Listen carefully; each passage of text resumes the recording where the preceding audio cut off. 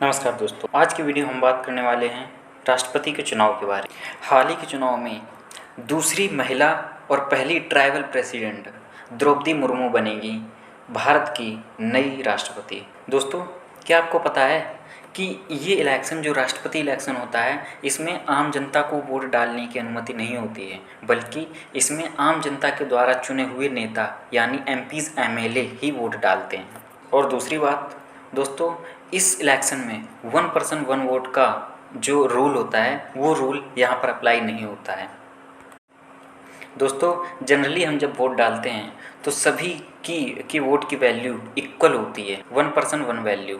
लेकिन यहाँ पर जो प्रेसिडेंशियल इलेक्शन होता है, यहाँ पर कुछ नेताओं की वोट की वैल्यू ज़्यादा होती है, बल्कि वहीं पर कुछ नेताओं की वोट की वैल्यू कम होती है। इसका बेस क्या है, ये ऐसा क्यों होता है, हम आगे वीडियो में जानेंगे। प्रेसिडेंट इलेक्शन की प्रोसेस क्या होती है और हम जानेंगे नई चुनी हुई राष्ट्रपति द्रौपदी मुर्मू के बारे में बहुत कुछ। तो आज का वीडियो बहुत ही इंटरेस्टिंग और बहुत ही इन्फॉर्मेटिव होने वाला है। वीडियो को पूरा देखें बिना स्किप किए हुए। दोस्तों, पूरे विश्व में भारत सबसे बड़ा लोकतांत्रिक देश है। भारत के राष्ट्रपति को देश का प्रथम नागरिक माना जाता है। राष्ट्रपति देश का सर्वोच्च संवैधानिक पद होता है और यह तीनों सेनाओं का सर्वोच्च सेनापति होता है। राष्ट्रपति को शपथ इसलिए दिलाई जाती है ताकि संविधान और भारत के कानून को संरक्षित और सुरक्षित किया जा सके। दोस्तों, हम बात करने वाले हैं कि राष्ट्रपति बनने के लिए योग्यताएं क्या होती हैं। दोस्तों, भारतीय संविधान के अनुच्छेद 58 के अनुसार 4 प्रमुख अनिवार्य योग्यताएं होती हैं। जो नंबर 1 पे है वो पहला कि भारत का नागरिक होना अनिवार्य होता है। दूसरा, कम से कम 35 वर्ष की आयु होनी चाहिए। तीसरा, वह व्यक्ति किसी भी लाभ के पद पर कार्यरत नहीं होना चाहिए। और चौथा है कि वह लोकसभा का सदस्य निर्वाचित होने की योग्यता भी पूरी करता हो। दोस्तों, अब हम बात करने वाले हैं राष्ट्रपति के पास कौन कौन से अधिकार होते हैं। दोस्तों, भारत के संविधान में राष्ट्रपति को ऐसे अधिकार दिए गए हैं जो अन्य किसी भी पदाधिकारी के पास नहीं होते हैं। राष्ट्रपति की सहमति के बिना भारत में कोई भी कानून नहीं बन सकता है। दूसरा, किसी भी विधेयक को राष्ट्रपति की सहमति के बिना कानून के रूप में नहीं बदला जा सकता है। जब विधेयक संसद में पारित हो जाता है तो हस्ताक्षर के लिए भी राष्ट्रपति के पास ही भेजा जाता है। अब यह राष्ट्रपति पर निर्भर करता है कि वह उस विधेयक को मंजूरी दे या फिर दोबारा विचार करने के लिए संसद के पास भेज दे। अगर संसद दोबारा विधेयक को पारित कर देती है तो राष्ट्रपति उसे मंजूरी देने के लिए बाध्य होते हैं। राष्ट्रपति को वोट देने का भी अधिकार होता है, जिसके तहत वह संसद में पारित किसी भी विधेयक को अनिश्चित काल तक अपने पास रख सकता है। अब हम बात करते हैं कि आखिर अपने देश भारत में राष्ट्रपति का चुनाव होता कैसे है। दोस्तों, देश में होने वाले राष्ट्रपति का चुनाव अन्य चुनावों के मुकाबले थोड़ा अलग और जटिल होता है। देश में राष्ट्रपति के चुनाव में सीधे जनता की भागीदारी नहीं होती है। इसके विपरीत जनता का प्रतिनिधित्व करने वाले यानी सांसद और विधायक राष्ट्रपति के चुनाव में भाग लेते हैं। लेकिन जो सांसद या विधायक नॉमिनेटेड होते हैं वे इस चुनाव में भाग लेने के योग्य नहीं माने जाते हैं, क्योंकि वो नॉमिनेटेड होते हैं इसलिए, और सीधे जनता द्वारा नहीं चुने जाते हैं। इसी तरह विधानसभाओं के सदस्य भी इस चुनाव में हिस्सा नहीं लेते हैं। संविधान के अनुच्छेद 54 में भारत में राष्ट्रपति के चुनाव की प्रक्रिया का उल्लेख किया गया है।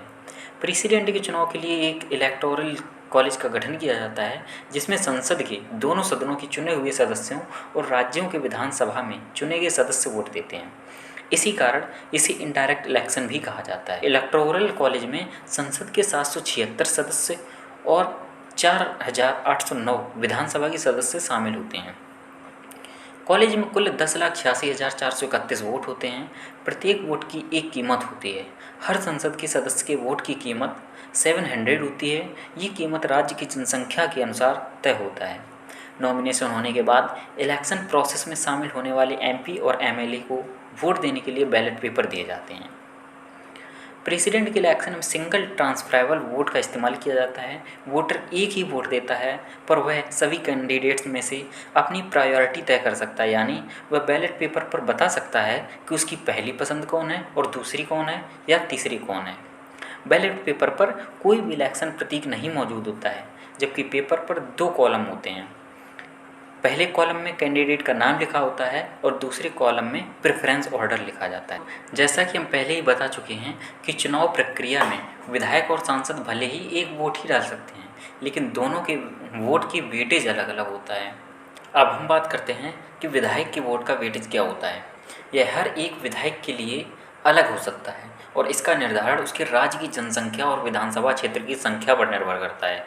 वेटेज निकालने के लिए उस प्रदेश की जनसंख्या को चुनित विधायक की संख्या से भाग दिया जाता है। इसके बाद जो प्राप्त हुआ उसे 1000 से भाग दिया जाता है। यही उस राज्य के विधायक के एक वोट का वेटेज होता है। यदि संख्या 500 से ज़्यादा है तो इसमें 1 जोड़ दिया जाता है। अब हम बात करते हैं सांसद के वोट की वेटेज क्या होता है। सभी विधानसभाओं के विधायकों का वेटेज जोड़ने के बाद इसे संसद के सभी चुनित सदस्य द्वारा भाग दिया जाता है। इस तरह से जो संख्या प्राप्त होती है वही सांसद के एक वोट का वेटेज होता है।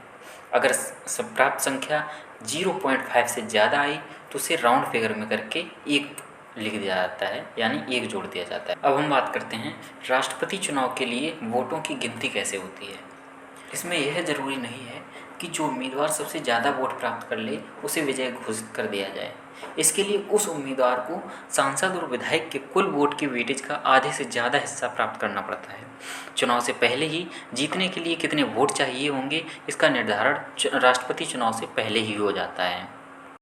और इस बार इलेक्टोरल कॉलेज के सदस्यों के वोटों का कुल वेटेज जो था वो 10,98,882 है, यानी जीतने के लिए उम्मीदवार को 5,49,442 वोट प्राप्त करने होंगे। जो उम्मीदवार सबसे पहले वोटों की इस संख्या को प्राप्त कर लेता है वही प्रेसिडेंट के रूप में चुना जाता है। इसके बाद वोटिंग शुरू हो जाती है और सभी सदस्य अपना वोट वरीयता के अनुसार बैलेट पेपर के माध्यम से डाल देते हैं। वोटिंग समाप्त होने के बाद अब गिनती शुरू की जाती है और सभी मतों में से पहली वरीयता प्राप्त मतों के अनुसार देखा जाता है कि किसी उम्मीदवार ने निर्धारित वेटेज कोटा प्राप्त किया है या नहीं किया है।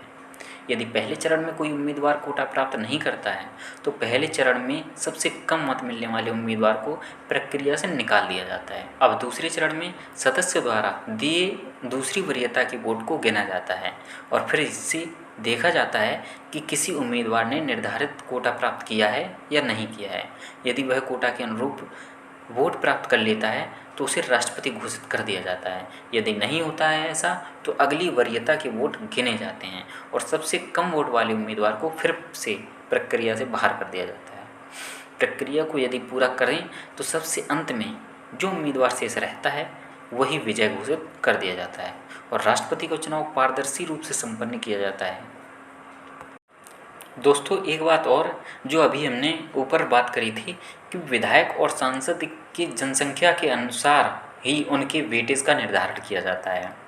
तो वो जनसंख्या जो होती है वो जो 1971 में जनगणना हुई थी उनके अनुसार ही अभी तक वेटेज का निर्धारण किया जाता है। आर्टिकल के अनुसार 1971 की जनगणना के अनुसार निर्धारण सिर्फ सन 2000 तक होना था, लेकिन 21 फरवरी 2002 को फिर से इसको बढ़ा दिया गया है और 2026 तक कर दिया गया है।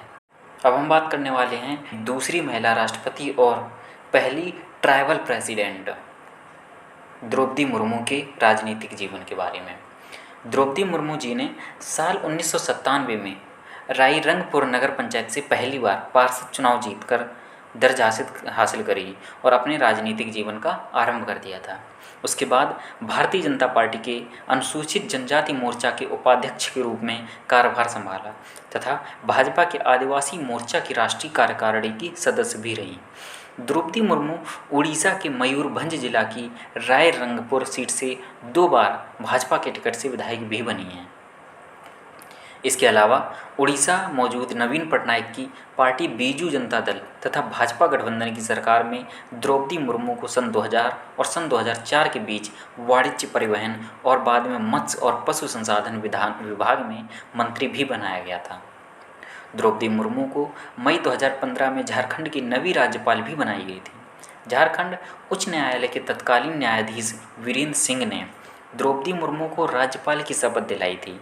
इसके अलावा झारखंड राज्य की पहली महिला राज्यपाल बनने का खिताब इन्हीं के नाम है। दोस्तों, द्रौपदी मुर्मू के बारे में एक और ख़ास बात है, ये पहली ऐसी राष्ट्रपति हैं जो स्वतंत्र भारत में पैदा हुई हैं, क्योंकि जो भी हमारे प्रेसिडेंट अभी रहे हैं वो सारे आज़ादी से पहले पैदा हुए हैं और ये पहली ऐसी राष्ट्रपति हैं जो आज़ादी के बाद में पैदा हुई राष्ट्रपति हैं और आदिवासी महिला राष्ट्रपति बनी हैं।